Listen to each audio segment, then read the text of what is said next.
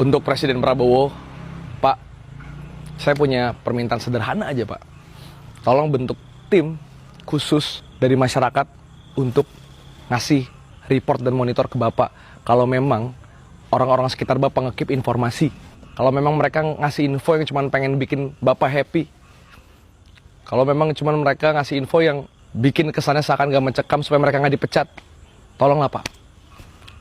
Sederhana permintaan saya, bikin tim khusus biar kami kasih tunjuk suasana lapangan sebetulnya, timeline medsos sebetulnya.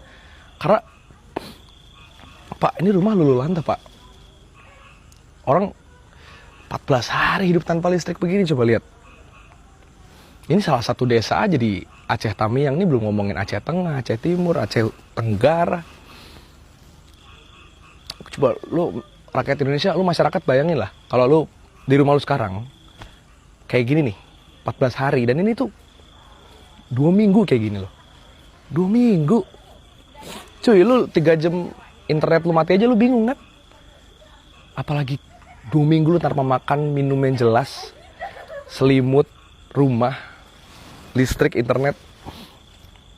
Jadi kalau ada orang teriak-teriak merdeka, Pak, rasa-rasanya nggak berlebihan, karena yang mereka minta adalah kemerdekaan pribadinya. Jadi jangan Bapak ambil kesimpulan bahwa yang marah ini adalah antek-antek asing, Pak. Enggak. Ini ya karena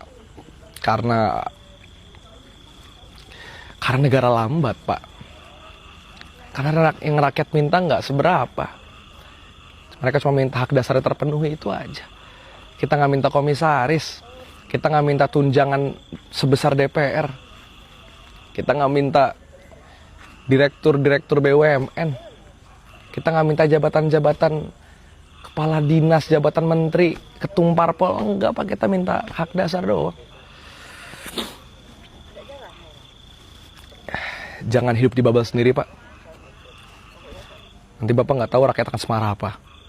Repot, Pak.